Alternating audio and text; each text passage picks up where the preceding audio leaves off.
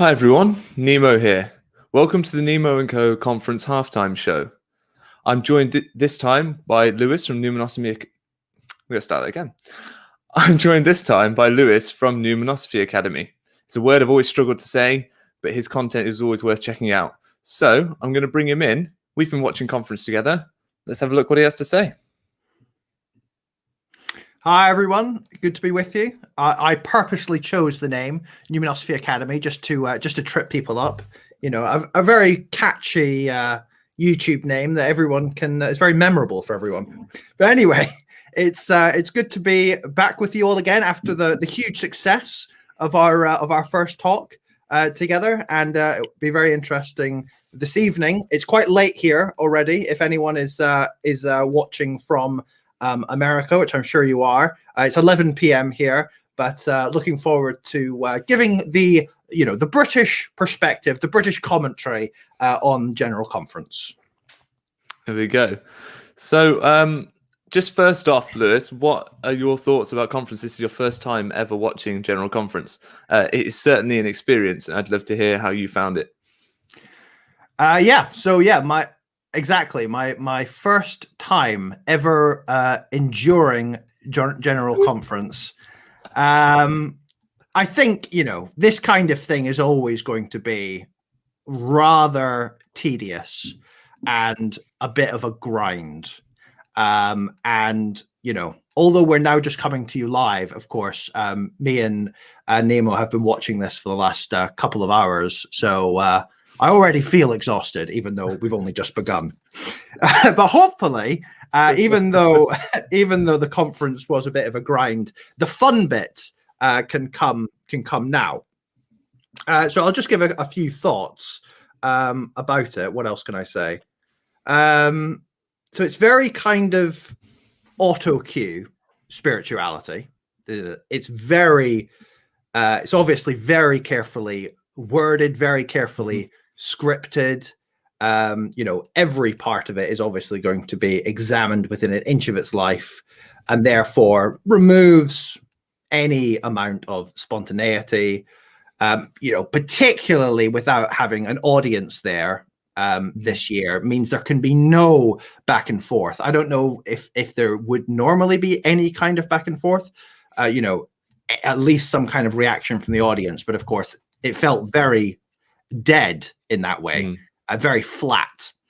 And, to think in kind of more spiritual terms, it doesn't leave much space for the spirit. Okay, interesting.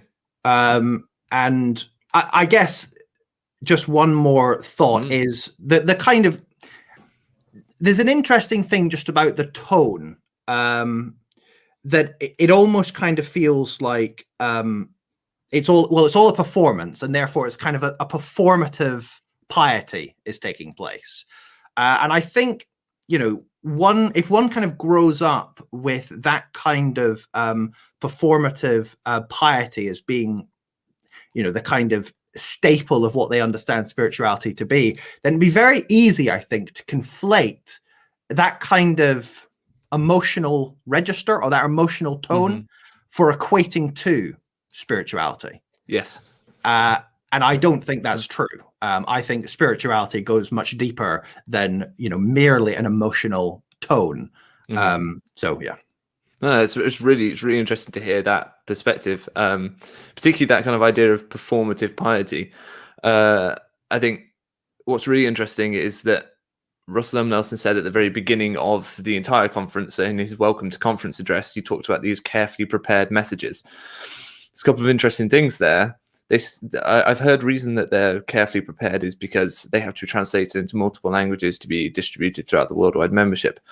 But you would think they would also be then carefully checked and vetted for doctrinal messaging, because we have instances in the past where within the same conference session, maybe even one speaker between the two individuals, they've contradicted each other doctrinally about things. Right. So these carefully planned, pre-prepared statements don't help in terms of clarity in that sense. So that's just something that I would pick up on. Yeah. So we start off conference with with a kind of a welcoming message from the person that's conducting the meeting. And as I explained to you, it's usually one of the two councillors on the first presidency. But then in this session, we have the sustaining of church officers. Now, what was your kind of reaction to that? Yeah, so the first kind of 15, 20 minutes of the conference, you just get a lot of bureaucratic box ticking that takes place. And you get this whole sustaining. Do you sustain?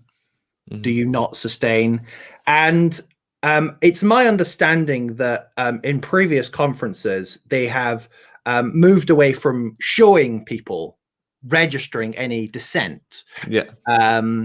And this is now just taking that to the next extreme. Of course, not helped by the current pandemic and all that. But if you have any issues, please send them along to your local president or whatever. Yeah. I mean, it's just a way of any kind of constructive dialogue, constructive criticism, feedback. That voice is just being squashed down further and further and further, increasingly delegitimized. Any dissent is delegitimized. Yeah. And that felt, very strong, that sense to me, that, people that have any disagreements, the church doesn't want to hear from them, really. Yes, well, yeah, it goes to your state president. And it's interesting, if you do send a message directly to church headquarters, it gets bounced back to your state president. Right. They don't deal with it. They don't address it. They bounce it straight back to him. They don't say, this is what you should say, or this is how you should help them out. They just bounce it straight back. And yeah, I could totally get how you would get that vibe from it, especially because they're in a room. It's essentially just those leaders. Dallin H. Oakes is saying, do you sustain Dallin Harris Oakes? So he's saying his own name, speaking about himself in the third person. Do you sustain that person, me? Yes, I sustain me. Yeah. And then his mates around him sustain him as well. And I get that's because of COVID, like we said. But still, even before, they'd started to turn off microphones, I've heard, and things like that to kind of squash those dissenting voices because people had started coming in and publicly opposing. The only other thing that stood out to me was that there were 77 area authorities that had already been sustained earlier in the week. Yeah. And they kind of came to the membership of the church and went, oh, we've already sustained these guys, but we're presenting them to you for a sustaining vote. Yeah. It's just kind of ripping any transparency out. Anything where there could be any kind of back and forth, any dialogue, any criticism is just increasingly pushed back into rooms behind the scenes. Oh, that was already done. That was already done. And as we'll come on to with the finances as well, oh, it was already dealt with. Like, you got nothing. Like, there's really nothing there. It is being dealt with. That's it. Like, this. It's ridiculous. Shall we get onto that auditing? Actually, let's do that. People online have been describing it as an audit in name only. Yeah, I think that's rather apt. Go on, tell me your thoughts on that. Yeah, that's it. It is. There's no information given. There's not even the most rudimentary of data points given. Nothing. It was just everything is fine in our opinion, is basically they say that the church auditing department offers reassurance. So they've admitted that what we do is we make you feel good about what's going on. They say it is the opinion of, which sounds like legalese to me. I took that down as a quote because that sounds like very specific legal phrasing, like they're absolving themselves of responsibility should any dodgy stuff actually turn up. But it's their job to spot it. And they talk about approved church budgets. Well, who approves those? The first presidency. Who authorized the auditing? So who is actually being held to account? Like, it's basically they're saying that, yep, we've checked everything that you told us to do, and we're doing it the way you told us to do it. No one knows what that is. No one knows what those approved budgets are and those approved practices and spending policies. We get a glimpse from certain news reports and whistleblower things, but generally, it's not coming from the auditing department. It's trust us, everything is fine. Yeah. That's it. Yeah. That's the only message they're giving with the audit. Just so it's so meaningless. It just doesn't actually mean anything. He's Yeah. getting up there just to say something. I think it reminds me of Dallin H. Oakes once said, I believe it was Dallin H. Oakes once said to a group of church apologists at a meal, he said to them, he quoted someone else because, and I'm going to butcher the quote, but he essentially said that it's more important that an argument is given that will bolster faith more than whether the argument's right or not or anything like that. Yeah. If people think there is someone arguing the side of faith, then that will sustain their faith. But if there's no argument at all, that's when we lose them. So he's essentially saying it's better to make an argument that's just complete rubbish and make an argument than not make an argument at all. And it's almost like it's better the church has someone just say something about the auditing than not say anything at all. Yeah. Just make people feel good. Yeah, absolutely. That's it. Okay, interesting. So then after what was that, about 20 minutes, you reckon? Yeah, 20 minutes, yeah. So then we got to the first talk. Jeffrey R. Holland. Yes. So what do you make of his talk? Okay, so he started off in a pretty generic Orthodox Christianity land, talking about the Easter story. You know, we're at Eastertide, of course, and you know, do not be afraid. And then he starts turning on to conflict, and he talks about the amount of conflict in the Book of Mormon. And of course, he says that's because these are the conflicts that are being reported by the writers of the Book of Mormon. Whereas, you know, I would, of course, see it as more that Joseph Smith is doing basically a version of the Old Testament, and the Old Testament has a lot more conflict in it. And so this emphasis on conflict, it just feels very kind of end of days, apocalyptic type speaking, you know, Book of Revelation type stuff. You know, he even talks about World War III. So it's very kind of, you know, a lot of kind of fundamentalist evangelicalism will talk about, like, you know, the Great War between the United States and Russia, which is, or, you know, people think of it between United States and China now, and you know, end days, and so we are in the end days. And then he changes tack slightly and talks about the peace within our own isolated lives versus the conflict out there. And I mean, it's obviously, again, really setting up that dichotomy between us and them. We are the peaceable people, the peacemakers, because, you know, we follow the covenants of God, and everyone out there is part of the, you know, horrendous order of our world. And you know, I find that dichotomy incredibly unhelpful, because you know, it suggests that they're not part. That they're not part of the world, and they're not part of the problems within our world. You know, at a structural level, they're kind of playing into it. And then he goes on to talk about some kind of specific examples of that chaos out there. So he talks about sexual harassment, and he talks about abuse and emotional coercion. And I don't know, I mean, you know, there's obviously the whole problem of kind of an old man talking about, you know, male sexual abuse. And, you know, is he not setting a standard that the church itself is failing to live up to? Absolutely. That would be my thought. You know, in the world of kind of hashtag Me Too, to have a man telling everyone that, you know, they need to be living up to these particular standards. I don't know. It felt very kind of shallow and weak to me. And then it, you know, it falls back on the whole male dominion type stuff. So he talked about, you know, oppressive men within families, quoting previous prophet president.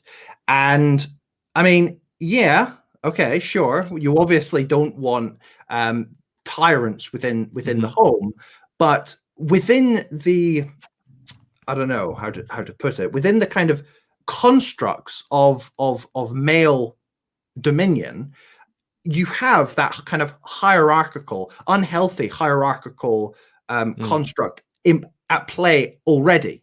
Yes. So like even the healthy model that he's pointing to, I would see as being unhealthy anyway.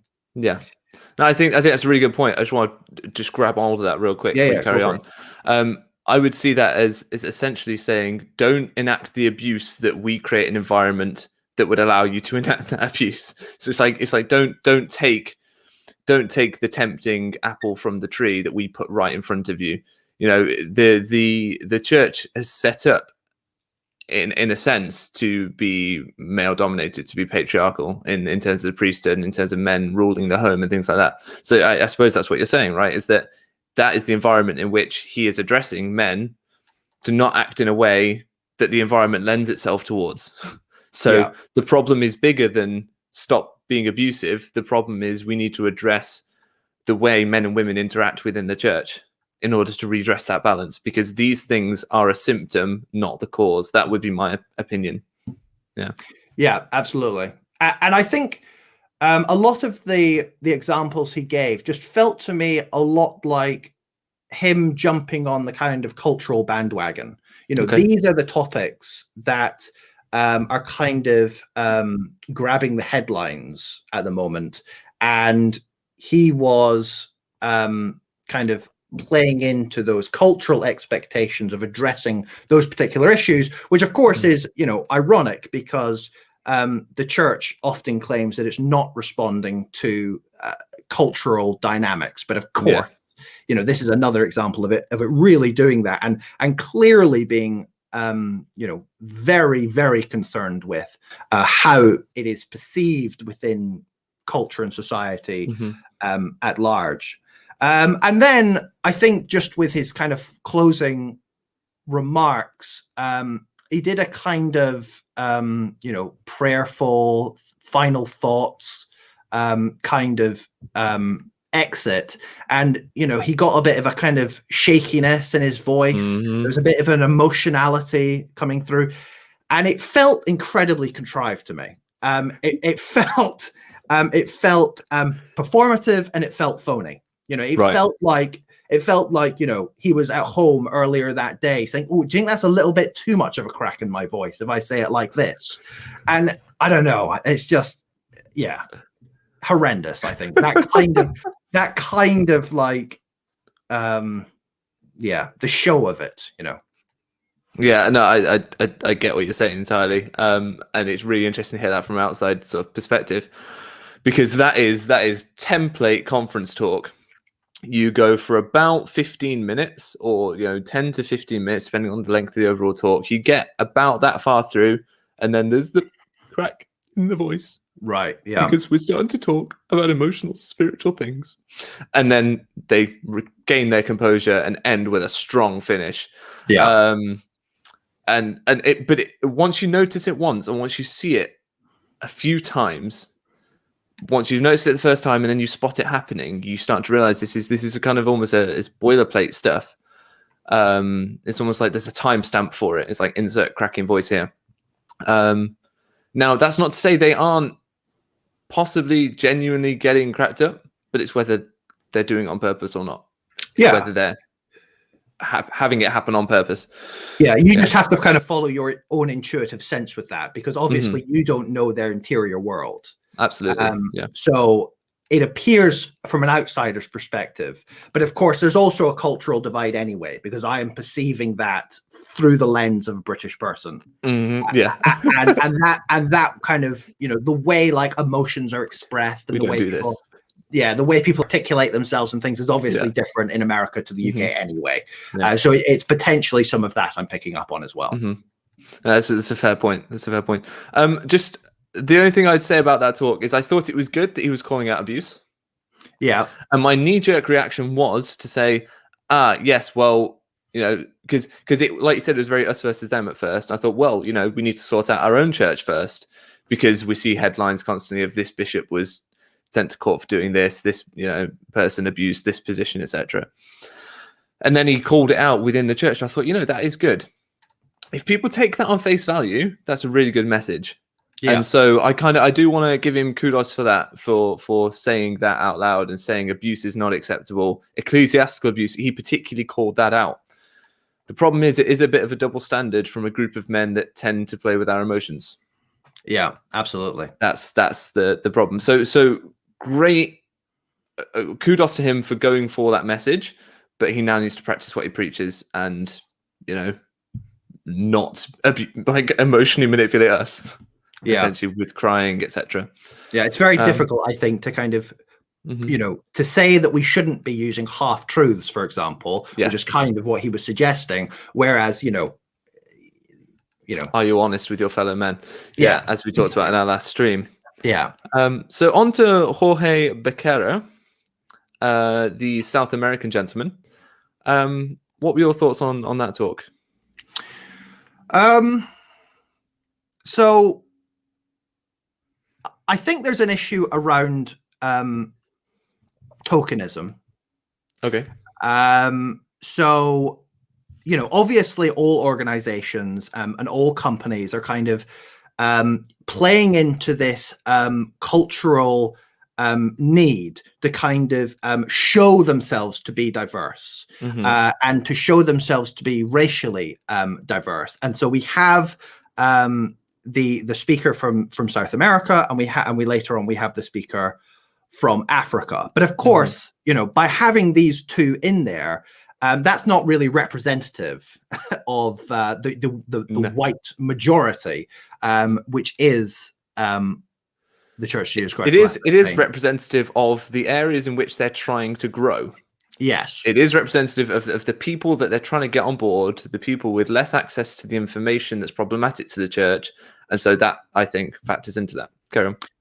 Yes. However, I do think the tokenism point is further emphasized by the fact that in terms of what has been said of substance, these two men say almost the least substantive things out of all the people that speak within the conference. In my opinion, that's how I perceived it. Fair There's nothing really that weighty in either of what they said. I didn't think. So you got a lot of, my dad helping people, uplifting little stories, and you got some miracle narrative stuff. You got a lot of kind of quite generic Orthodox Christian stuff. So the only thing that I wrote down that I liked from everything he said was he did give the little story of Brigham Young and his vision.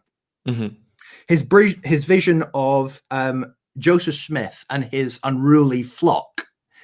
And I do like that idea. I like the idea of Joseph Smith's unruly flock because the unruly flock allows for a very wide and expansive space in which a great multitude and diversity can be accepted and welcomed within, including dissenting voices, including eccentric individuals wanting to have ideas which lie outside the norm.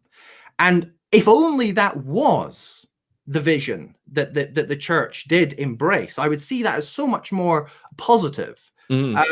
So even though I was critical of these two gentlemen's contribution, nonetheless, I think that single contribution might have been my favorite thing said in the whole the whole conference, because if only that was the Mormon Church or the Church of Jesus Christ of Latter-day Saints, it would be so much more positive because it's a vision of the church which allows it to hold so much more. It's so much broader. It's the biggest tent that encompasses the most people.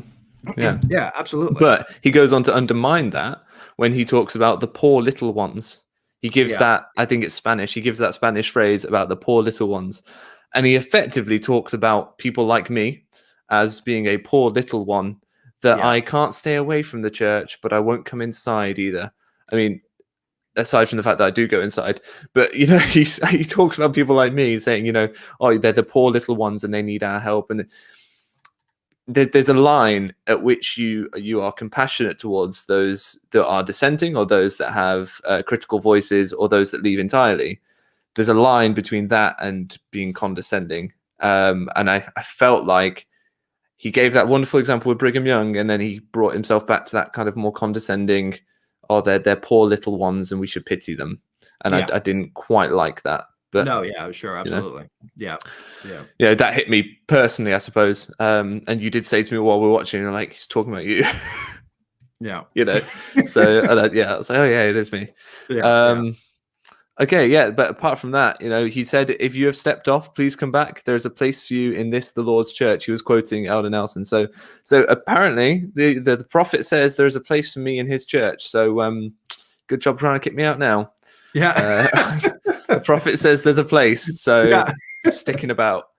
Okay, are you all right to go on to Elder Renland's talk?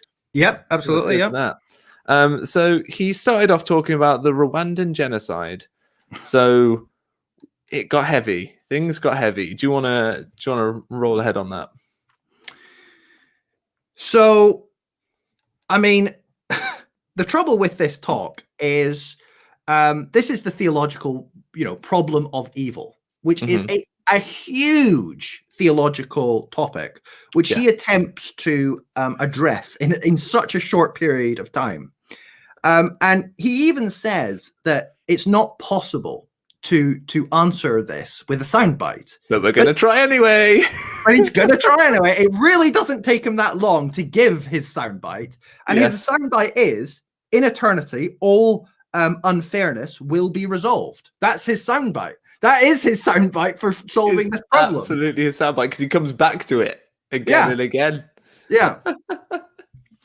So what else can I say? The problem of evil is obviously such a kind of well-rehearsed and large topic that he can't possibly begin to do it justice.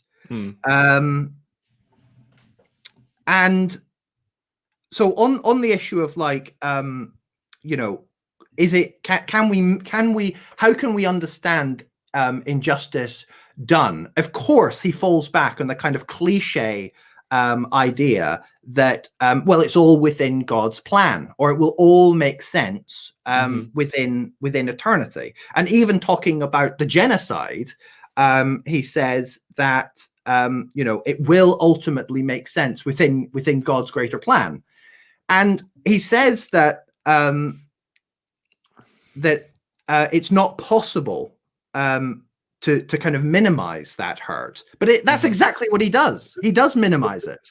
Like, it's not possible to not minimize unfairness by saying it's all part of God's plan. Yeah, like that's the most minimizing thing literally you could say to someone that's going through suffering. Like, yes, because you put an omnipotent being into the game, and all of a sudden, then how small are you compared to that? Yeah. So I don't know, and all the stuff about the children, the sense of the sense of unfairness that children feel. And he went back to that as an example several times. And I don't know, it's just so demeaning, I thought, to kind of relate all of human morality to child morality, to childish morality even. And the world is so much more complicated. There are people in this world trying as hard as they can, and yet nonetheless are just being hit with suffering after suffering after suffering.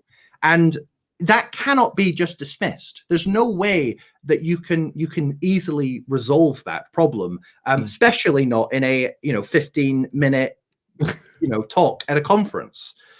And one of my only kind of deep concern about it would be is that kind of wishful thinking that everything will be fine in God's time, or in God's terms.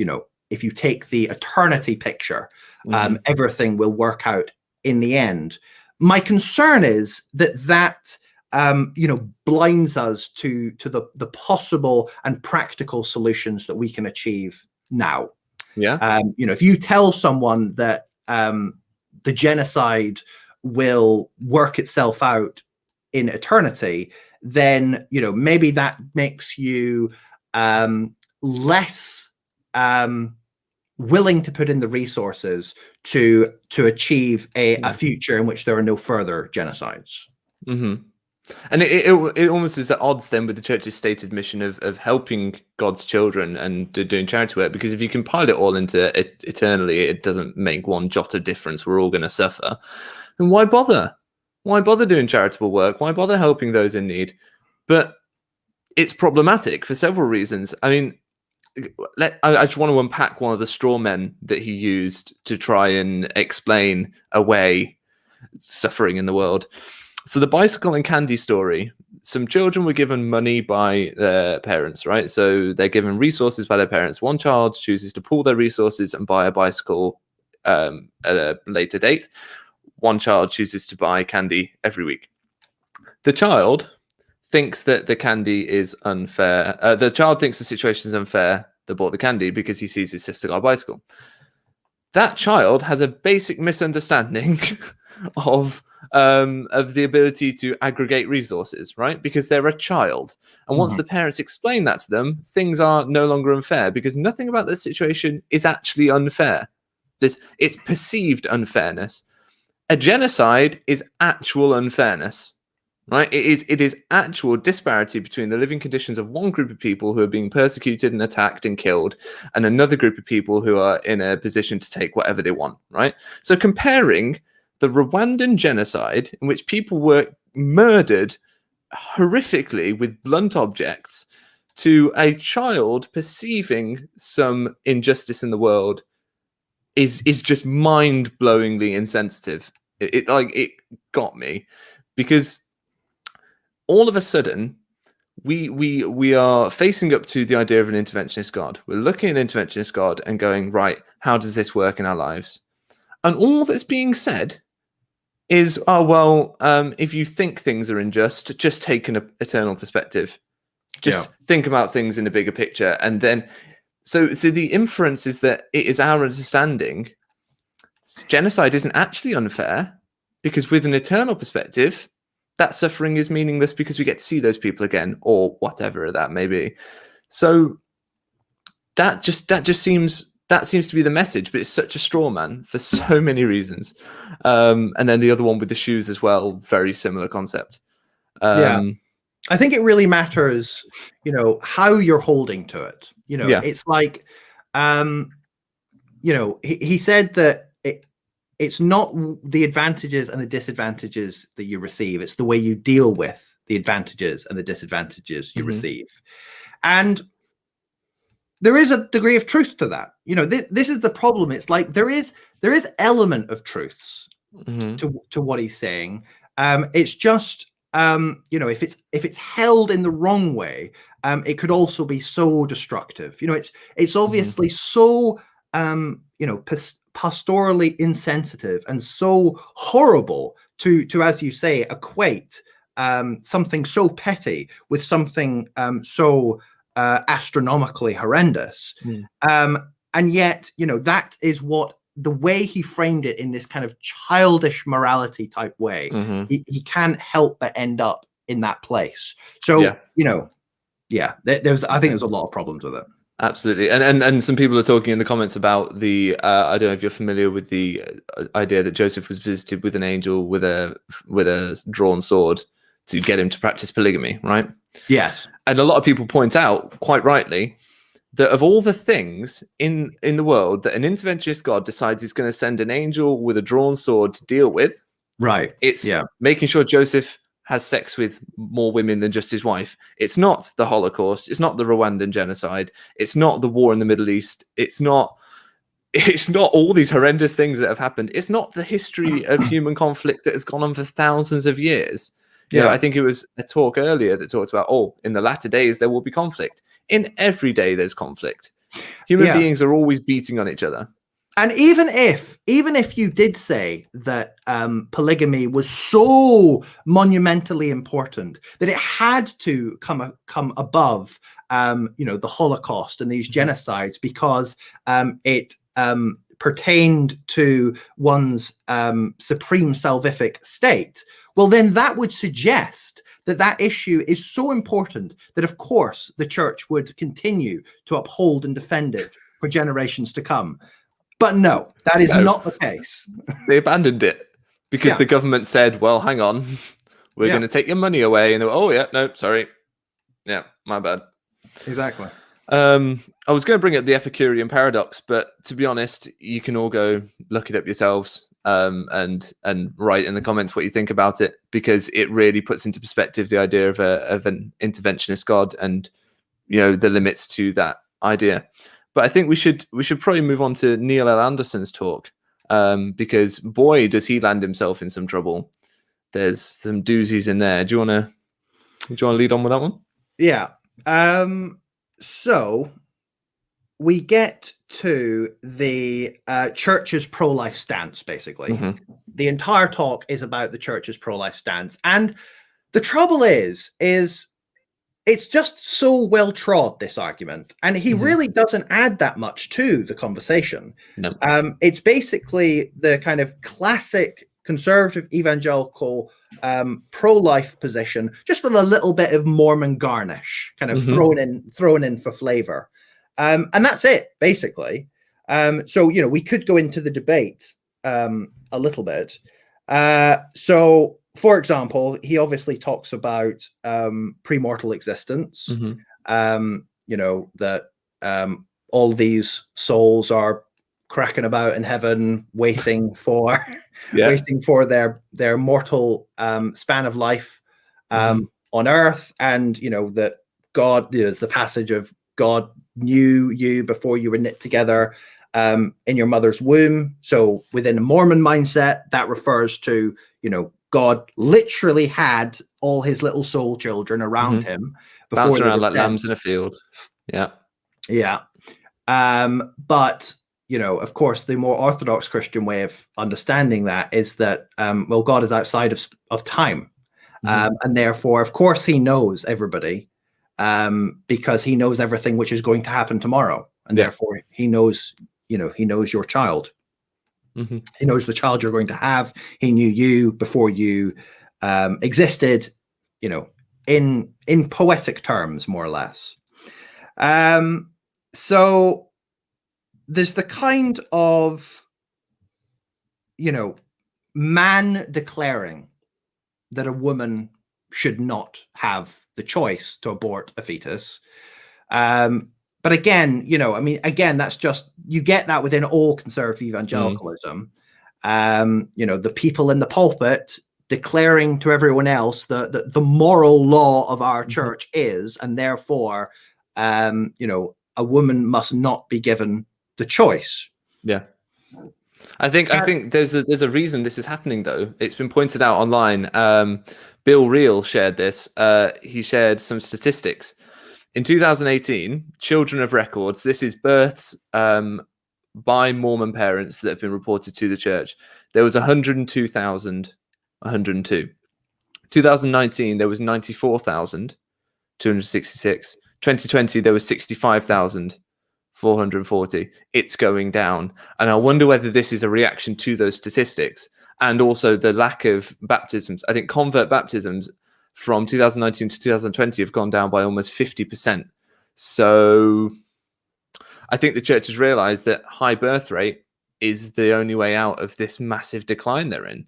And so he's reiterating, like you quite rightly said, points that have already been made before, and he's not really adding anything to it. But what he is doing is he's reinforcing that message, saying, guys, come on, have your kids. Even if you don't want the kid because you're a teenager and you made a mistake, give it to a righteous family. They'll take care of it for you.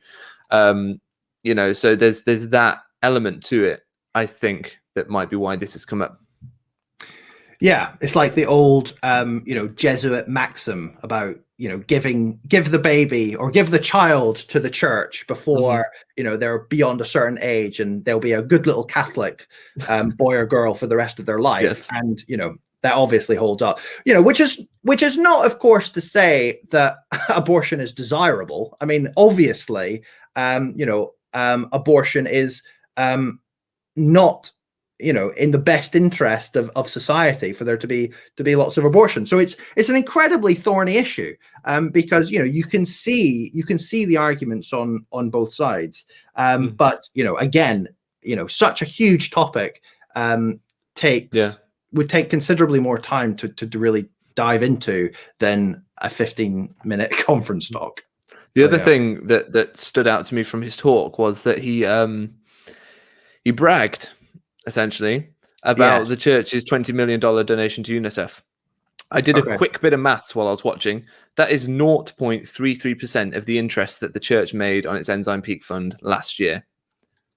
It's less than 1/3% of the money they made on that fund. And he's like, oh yeah, isn't this amazing? We're doing so much to help children. Yeah. So, are you? Yeah. Sorry, just had to get that out there. But he's talking about, we need to safeguard children. Again, the question, why excommunicate Sam Young? Sam Young, who was excommunicated for trying to end one-to-one bishops' interviews with children behind closed doors, trying to end scenarios in which children could be put in dangerous situations. Like we said in our last thing we did, situations where predatory men have easy access to children. Sam Young tried to put a stop to that. Church excommunicated him. But now you've got Anderson standing up going, oh yeah, we need to safeguard children. Like that was his idea. Yeah. No, it wasn't. Yeah. And of course, he also did a couple of kind of the classic sob stories, of the person that nearly got aborted, but then didn't, and found faith in the church, and thanks God every day that their life was spared. But great. I mean, that's obviously good for that person, but it's so emotive, and it's it's emotional manipulation effectively, which was I thought that was banned a few talks back. A couple of talks back, they said we won't be to be doing that. Yeah, here it is. But yeah. So, and there we go. First contradiction. These very carefully crafted talks. You've got Jeffrey R. Holland saying no ecclesiastical and emotional manipulation and abuse, and then you've got Neil L. Anderson emotionally manipulating everyone into whatever choices they make about keeping or aborting a child. On a happy note, should we go on to possibly the happiest man I've ever seen speak at conference, Thierry K. Mutombo? My goodness, this man lit up my experience of conference. His energy was so contagious. I'm smiling just thinking about the energy that he brought. The substance less so, but the energy, my goodness, was that good. Lewis. So I was going to say the same. Very happy. It brought a lot of joy, but again, really nothing in terms of substance. It was basically, my happy story, overcoming adversity, and finding my true place within the church, and all the blessings that involvement with the church afforded him. And I think that pretty much sums up his entire thing. I'm not really sure. I don't think it was a conversion story. Yeah. Which we don't hear very often, because a lot of the speakers tend to be people that are multi-generational members of the church. They've been in the church for a long time. So we don't hear kind of more convert perspectives. I think the other thing about his talk was that near the end, he talks about how people were threatened with being eaten by dogs, right? Yeah. That puts into perspective for me a lot of the trials that members talk about going through. I think we could do with more of this, more of people realizing that in other parts of the world, bad stuff happens, and it's not about losing your car keys. It's not about those sorts of things. It's like you're praying to God because you fear for your life. That's what the gospel means to some people, and I think we could do with being reminded of that, because people were being threatened with a vicious, horrendous death. Yeah, which is unfair according to. Yeah, I couldn't tell if he was speaking literally in that part, if he was using that as a metaphor or not. But I guess it makes more sense for it to be literal. Yeah, definitely. But yeah, that one really. I mean, other than just his presence, not a lot of substance. It was very binary. He said good will always overcome evil, and that that brings you into questions of what the nature of good and evil is, and one man's good is another man's evil and all that sort of thing. So that's not a lot in there, but he brightened up the experience for me for sure. Yeah. And then we get on to our lovely friend Elder Ballard, who the final one already. Bless him. Yeah. Could have done with a 2-time speed button on that one. I think it would have helped. What did you get from that talk? So easily the most boring out of all the talks.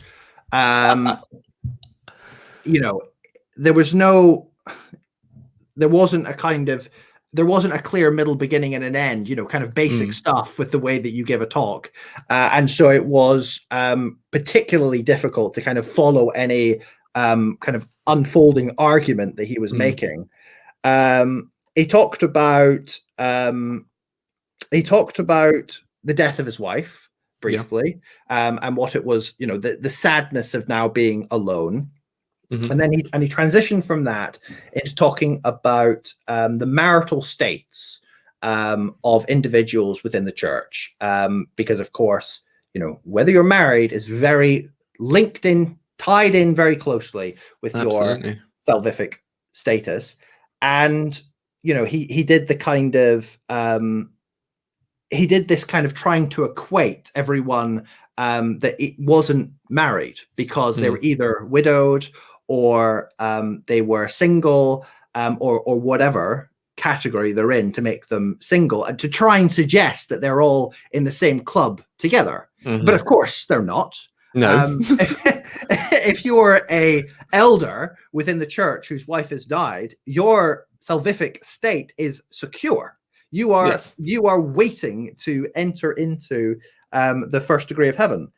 If you are a single person, a young single person, for example, you are not yet secured for that. He did the kind of cheat where he said, you will inherit eternal life regardless, which of course is a complete nonsense, because he's not talking about the highest degree of heaven. No, he's talking about being resurrected, which is given to everyone. Like that's the catch-all. Yeah, exactly. So it was. I found this talk to be the most boring and the most deceptive because it didn't add anything new. No. All it did was, you get this in the Roman Catholic Church quite a lot as well, that doctrines will be restated in such a way to suggest that that it's now going to be applied slightly differently. There's a slight tone shift, but in actual reality, in terms of the concrete doctrine, nothing has changed. And that's exactly the same as what we had here. Nothing has changed. The doctrine stands in exactly the same way as it was understood before. But can we just be a bit nice, guys, to those people that haven't yet, gotten there? That's basically what it came down to, I thought. Yeah, absolutely. But I think that there was a group that was missing. There was a very particular group, particularly within the LDS Church, that was missing, that fall into this being single category, and that's the LGBT community, right? Right. They're single by force within the LDS Church. And he's there talking about all these reasons not every blessing is deferred to the millennium. You could see that and you could be like, oh, okay. Does that mean that eventually gay marriage will happen? He's teasing, but no, the doctrine has remained the same. Yeah. It's the endure to the end talk, which is a very common talk to give in Mormon circles. It's keep holding on. I wrote a note here that said, don't leave, keep serving, keep giving to the church, and you might get lucky in God's time. And that seemed to be the essence of his talk. It's like, well, if it hasn't worked out for you because we don't allow gay marriage yet, or if it hasn't worked out for you because, your wife died and you can't find another spouse or whatever, don't worry. Just keep on giving us your money, keep on giving us your time and all your effort, and it'll work out. Yeah, it's that promise. Yeah. Your faithfulness will be rewarded. Yes, exactly. Yeah. Which is, I guess, the kind of final gut punch of hope to leave, all the faithful members watching with. So at least they're kind of coming away with a message of hope, because it would be weird to kind of end on the pro-life stuff, or Hmm. to end on the these are destructive times, Hmm. rather end on the message of hope. So Yeah, makes sense. it's that end on that uplift emotion to try and keep people involved. But what's struck me is that he said more than half of adults in the church are single for this variety of reasons. Yeah, That's a lot. There's a lot yeah, of people. yeah, It's crazy that amount of people in the church don't fit into the Mormon mold. And I think yeah, they're trying to address that. They're trying to address that we have a church, particularly with a culture that wants people to be the same. It's not a very diverse culture. It's got a very, it's got cookie cutter Mormonism. That's what they call it. And he's trying to say, well, actually, there's lots of people that don't fit that mold, but we can't alleviate their problems because it's not doctrinally sound to say you can have this or that or the other. I believe they've just allowed men who are single to start serving on local ward leadership. I think that was okay, just announced in the latest round of changes to the handbook, which essentially what that allows them to do is take young single people who would otherwise leave the church, give them a position of responsibility, and hope that keeps them in longer. Is yeah, the cynical way I would kind of look at that. yeah. Or it might even make them even more desirable as well. It could do, yeah. It could make them, desirable to the Mormon women that have been taught that that's what you look for. Gives them a chance to kind of flex their priesthood. Yeah. To all the single ladies, And of course, the statistic about the more than 50% being single, I mean, what that, only half points to is, of course, the fact that there are deep wells of suffering and pain, amongst ordinary members within the church. And it's that deep pain which the doctrine of the church is not addressing. Yeah, definitely. It's, again, we're treating symptoms, not causes. Yeah. And I think that's a lot of what the leaders of the church do. They spot the symptom and they try and deal with the symptom. Oh, young people are leaving. What can we give them to keep them in? So I want to know, you need to look at why they're leaving. Yeah. You need to look at why would someone leave the religion they grew up in? Because childhood indoctrination is a powerful thing. Why are people making that step to leave? It's because they're finding out things that they weren't told before, and they've made steps to address that, but at the same time, I think they're just grasping at anything. I think this is part of the issue with the church leadership being so old. Yeah, absolutely. I think the average age of the speakers we saw today is probably somewhere in the 70 region, somewhere like that. Maybe 75, 80 even. So we're seeing quite old people trying to deal with issues that the young people are having. They did send out a research poll. I don't know if you saw online. They sent out a research poll to young members of the church, people my age that are single, asking them questions about what they want from church. And then, funnily enough, young single people are now allowed to serve in leadership positions. It's revelation, don't you know? Yes. Yeah, I mean, the way, structuring your leadership around who can hold on the longest. I mean, it is just a crazy model. Yeah, a war of attrition in leadership is not good. It's a really unhealthy way of doing it. If you want the church to be more future orientated and more dynamic and within the 21st century, it was just interesting hearing when it was originally introduced, saying this will be available on television, this is available on radio, and it's available on this thing called the internet. Yes, I think I pronounced that right. His age was showing. Yeah, it's crazy. Get with the times, people. Yeah. Oh, we've just got someone in the comments that said the average person in the Quorum of the 12 and First Presidency is 77 years old. Yeah. So, it's. I think the problem with trying to ask people like that to work for the church as the church will exist in 20 years' time is that they won't be alive in 20 years' time. Right. So they probably don't care too much. We do probably, as people, struggle to care about things beyond our own lifetime. It's why climate change is such an issue. It's why all sorts of things in humanity become problems, because people don't really tend to consider beyond their own lifetime. I imagine that they're all living very wealthy and very comfortable lives. Yeah. And, will their current existence see them out to the end? Yes, comfortably. And therefore, what's to worry about? So, it's a problem. It is. And then the only final thing from that talk is that he, I feel like the church can't go through a single conference without rebranding now. He did tell us that we need to stop using the terms young single adult and single adult. We now need to call each other members of the Church of Jesus Christ of Latter-day Saints. Yeah. Because it seems to be that in every interaction we have with another member of the church, we have to use the longest possible phraseology, I think, just to, I don't know, fill time. Yeah. It's a lot of words, you know, it's a lot of words for people to hear. And if you're throwing that at someone, I'm a member of the Church of Jesus Christ of Latter-day Saints. It is, you know, a lot for people to get their head around what that means. Yeah. But remember, if you say I'm a Mormon, Satan's won. Yes. So terrible. There you are. Terrible. Right. So that was your first session of General Conference, Lewis. Will you be back for more? You know, who knows? I'm sure if you invite me back for further punishment in the future, I won't be able to stay away. There you go. So October sounds good, right? Keep your diary clear. First weekend in October, I can tell you. I'll be there. It might be an in-person one, so you get to hear the pity laughs from 22,000 people. Right, yes. Because you asked earlier about audience interaction. That's essentially all there is the occasional kind of laughter, rumblings, and the odd person having a coughing fit. Because it's just generally very quiet otherwise. Yeah. Anything you want to say to the lovely ladies and gentlemen before we wrap up this evening? No. If you haven't done so already, please do jump onto my channel, Numinosophy Academy, and subscribe. Very much appreciated. Otherwise, Nemo, it has been a pleasure to jump on here and give our British feedback.